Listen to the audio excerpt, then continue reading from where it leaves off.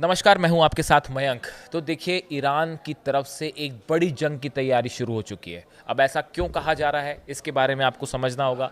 देखिए, snapback sanctions को लेके जो ब्रिटेन, जर्मनी और फ्रांस ने शुरू किए हैं, लगाने की प्रोसेस शुरू कर दी है ईरान के खिलाफ, उसका नतीजा ये है कि इन तीनों देशों से ईरान ने अपने राजदूत वापस बुला लिए हैं, अपने एम्बेसडर्स इन तीनों देशों से वापस बुला लिए हैं। ये बड़ा संकेत है इस बात का कि मामला अब न्यूक्लियर डील को लेकर फिर से जंग की तरफ मुड़ना शुरू हो चुका है। इसी बीच बड़ी खबर आई है ईरान के मिसाइल प्रोग्राम को लेकर। और बड़ी खबर क्या कह रही है, जो कि इजराइल के लिए, नेतन्याहू के लिए, प्राइम मिनिस्टर इजराइल के लिए, इनके लिए एक बड़ा चिंता का सबब है। देखिए, सैटेलाइट तस्वीरें सामने आई हैं ईरान से। ये सैटेलाइट तस्वीरें उन लॉन्च पैड्स की हैं जो कि इजराइल ने 12 दिन की जंग के दौरान हमले करके तबाह कर दिए थे। ईरान ने तेजी के साथ इन लॉन्च पैड्स को फिर से रिपेयर कर लिया है। बात नंबर एक। बात नंबर दो, ईरान तेजी के साथ, जो कुछ सोर्सेज बता रहे हैं कि 5 से 10 हज़ार नई मिसाइल्स, बैलिस्टिक मिसाइल्स बनाने की प्रोसेस को शुरू कर चुका है। देखिए, अभी जंग को खत्म हुए ज़्यादा दिन नहीं हुए, बहुत कम समय में ईरान ने आईसीबीएम टेस्ट किया।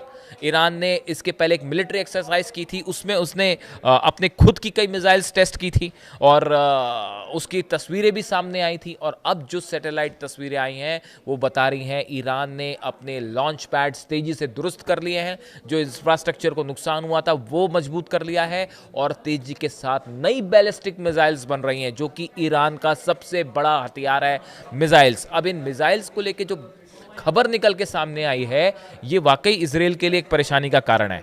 ईरान के मिसाइल प्रोग्राम में हो गई है चाइना की एंट्री। अब ये कैसे हुआ, क्या हुआ, हम आपको समझाते हैं। देखिए, जब आप बैलिस्टिक मिसाइल बनाते हैं तो उसके लिए मैं बड़े सरल शब्दों में समझाऊंगा आपको, टेक्निकलिटी में नहीं जाऊंगा, ताकि हर दर्शक को आसानी से बात समझ में आए। जब आप कोई बैलिस्टिक मिसाइल बनाते हैं, उसके लिए आपको सॉलिड फ्यूल, दो तरह के फ्यूल होते हैं, एक लिक्विड फ्यूल, एक सॉलिड फ्यूल। सॉलिड फ्यूल की ज़रूरत ज़्यादा होती है। सॉलिड फ्यूल, ईरान की बड़ी सारी जो मिसाइल्स हैं, आपने देखा होगा, बड़ी एक्यूरेट मिसाइल्स हैं। वो ट्रैवल करके आई 2000 किलोमीटर और इजराइल में जहां निशाना था वहीं गिर गई। वो आईटी पार्क पे गिर गई। उन्होंने एक न्यूक्लियर बिल्डिंग जहां पे साइंस सेंटर था उसको निशाना बनाया, वो तबाह हो गया। आपने देखा कितने एक्यूरेसी के साथ ईरान ने अपनी मिसाइल अटैक किए थे 12 दिन की जंग में। ये कैसे हो रहा था? इतनी एडवांस मिसाइल की बड़ी वजह क्या होती है? बड़ी वजह होती है उसका सॉलिड फ्यूल। जो सॉलिड फ्यूल का इस्तेमाल होता है बैलिस्टिक मिसाइल्स बनाने में, लॉन्ग रेंज मिसाइल्स बनाने में, उसमें जो ये सॉलिड फ्यूल होता है, अगर ये बेहद अच्छी क्वालिटी का है और इसको अच्छी तरीके से बनाया गया है, इसमें टेक्निक एडवांस इस्तेमाल की गई है, तो वो मिसाइल की एक्यूरेसी को बढ़ा देता है। जो ईरान की मिसाइल ने तबाही मचाई इसराइल में, जो अलग अलग मिसाइल थी, फतेह 2 का सबसे ज़्यादा, खुर्रम शहर, ये वो मिसाइल थी, गदर, सेजल, बहुत सारी मिसाइल्स हैं जिनमें इस सॉलिड फ्यूल का इस्तेमाल किया गया। अब ये जो सॉलिड फ्यूल बनाने के लिए एक प्लानिटरी मिक्सर, एक मशीन होती है, आप अगर इसको सरल भाषा में समझें, एक मशीन होती है जो तेज़ी के साथ गोल गोल घूमती है, जो फ्यूल को फाइन करती है, उसको मिसाइल में इस्तेमाल करने के लिए प्यूरिफाई करती है, उसको इस लायक बनाती है कि अब इसका जो है इस मिसाइल में इस्तेमाल हो सके, उसका प्यूरिफिकेशन करती है। उसको, उस टेक्निक को, उस प्लानिटरी मिक्सर कहते हैं उस चीज़ को। ये जो इजराइल ने हमले किए थे ईरान पर, ये जो लॉन्च पैड्स थे, ऐसे ऐसे निशानों पर हमले किए गए थे जहां ईरान के ये प्लानिटरी मिक्सर्स रखे हुए थे। इजराइल की कोशिश ये थी कि ईरान के मिसाइल बनाने की कैपेसिटी को ख़त्म कर दिया जाए। कई जगह वो उसमें कामयाब भी हुआ। कई जगह इजराइल के हमले में ईरान के जो प्लानिटरी मिक्सर थे वो तबाह भी हुए। लेकिन उस 12 दिन की जंग के बाद 13वां दिन जैसा ही शुरू हुआ, ईरान ने मिसाइल कार्यक्रम शुरू कर दिया। देखिए, ये स्पीड है ईरान की, अगर आप देखें। देखिए, यही होता है जब आपके ऊपर हमले हुए, उसके बाद ईरान ने अपनी बड़ी सारी चीज़ों को समझा, कहाँ कहाँ हमको मजबूत होने की ज़रूरत है, एयर डिफेंस मजबूत करने की ज़रूरत है। मेरे बड़े सारे दर्शकों ने पूछा, क्या S-400 आ गया है ईरान? आप बार बार पूछते हैं। आप पूछते हैं चाइना का डिफेंस सिस्टम आ गया है क्या, चाइना के फाइटर प्लेन आ गए हैं क्या? मैंने इस पर पहले वीडियो बनाया है, मैं फिर से एक बार वीडियो बनाऊंगा और इस बार आपको प्रूफ के साथ, सोर्सेस के साथ हम बात करेंगे। अभी फिलहाल इसी पे रहते हैं। देखिए, जो प्लानिटरी मिक्सर है, ये कई सारे इजराइल ने तबाह किए। अब ये नए मिक्सर बनाने में टाइम लगता है, लेकिन आप देखें कितने कम समय के अंदर वो आईसीबीएम टेस्ट कर दिया ईरान ने। और वो जो कई सारी इनकी मिसाइल्स जो है वो ड्रोन में मुजाहिर 6 है और अबाबिल 5 ड्रोन जो है, इसमें जो मिसाइल यूज़ हुई है, गेम मिसाइल और अलमास मिसाइलें जो यूज़ हुई वो खुद बना डाली अपनी बड़े कम समय में। ये खुद की ईरान की मेड मिसाइल है, ऐसा नहीं कि हर चीज़ बाहर से आ रही है, ईरान अपनी मिसाइल खुद बना रहा है। तो सवाल ये है कि प्लेनेटरी मिक्सर कहाँ से आ रहे हैं। अब ये जो नई खबर निकल के सामने आई है उसमें ये बताया जा रहा है कि चाइना ईरान को ये प्लेनेटरी मिक्सर प्रोवाइड कर रहा है। ये बड़े सारे सोर्सेस हैं, बड़े सारे डिफेंस एक्सपर्ट हैं जो इस तरह की बात कर रहे हैं। इनका कोई ऑफिशियल कंफर्मेशन नहीं होता कि कोई कंट्री कहे कि साहब हाँ हमने इनको ये दे दिया, वो कहे हाँ हमको इनसे ये मिल गया, ऐसा नहीं होता। अब फाइटर जेट्स को लेके कई बार मेरे दर्शकों ने पूछा कि क्या वो J-20 फाइटर जेट जो है, J-10 और J-20, वो चीन के फाइटर जेट ईरान पहुंच गए हैं क्या। मुझे एक बात बताइए, जब वॉर होता है, वॉर में कोई सरप्राइज एलिमेंट नाम की चीज़ होती नहीं होती कि हर देश ऐलान कर दे पहले से कि जी हमारे पास ये चीज़, ऐसा कभी नहीं होता। अगर आप समझें वॉर टैक्टिक्स को समझें, जंग की में एक बड़ा पोर्शन होता है कि आप दुश्मन को सरप्राइज कैसे करें। तो ईरान क्यों ऐलान करेगा इस बात का कि चाइना से जेट मिल गए कि नहीं मिल गए, और चीन क्यों ऐलान करेगा कि हमने जेट दे दिए कि नहीं दे दिए। वो तो आपको समझना होगा। आईसीबीएम की टेक्नोलॉजी इतने कम समय में, आपको ये पता करना पड़ेगा कि एक मिसाइल बनाने में कितना वक्त लगता है। अगर एक मिसाइल बनाने में 6 महीना लगता है और मान लीजिए ईरान ने 2 महीने में वो मिसाइल बना ली, तो बड़ी स्वाभाविक सी बात है कि कहीं से आई होगी। हो सकता है नॉर्थ कोरिया ने हेल्प करी हो सकता है चाइना ने हेल्प करी हो सकता है रशिया ने हेल्प की हो। तो आपको रीडिंग बिटवीन द लाइंस करनी पड़ेगी, आपको समझना पड़ेगा, चीज़ों को आकलन करना पड़ेगा, आपको फैक्ट रखने पड़ेंगे कि भाई एक मिसाइल बनाने में, एक बैलिस्टिक लॉन्ग रेंज मिसाइल बनाने में अगर 6 महीना लग रहा है और ईरान ने उसको 1 महीने के अंदर बना लिया, आईसीबीएम बनाने का दावा कर रहा है, तो भाई या तो पहले से थी या टेक्नोलॉजी किसी से मिली है। अगर किसी से मिली है तो आप अंदाज लगाइए कि किस कंट्रीज के साथ आप खबरें देखना होगा।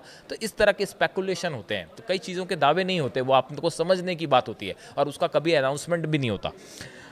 अब ये कहा जा रहा है कि जो प्लेनेटरी मिक्सर्स हैं ये चाइना की तरफ से ईरान पहुंचने शुरू हो गए हैं, ईरान पहुंचते शुरू हो गए, और जिसके बाद एक बड़े पैमाने पर, बड़े लेवल पर ईरान ने मिसाइल प्रोडक्शन शुरू कर दिया है।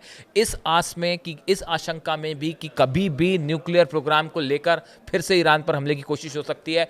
टॉक्स फेल हो चुकी हैं, यूरोप के साथ टॉक्स फेल हो चुकी हैं और हालात इतने खराब हैं कि एम्बेसडर्स वापस बुला दिए गए हैं E3 कंट्रीज से, ब्रिटेन, फ्रांस और जर्मनी से। आप मतलब समझते हैं इस बात का कि किसी कंट्री से एम्बेसडर वापस बुलाना, मामला किस तरफ जा रहा है।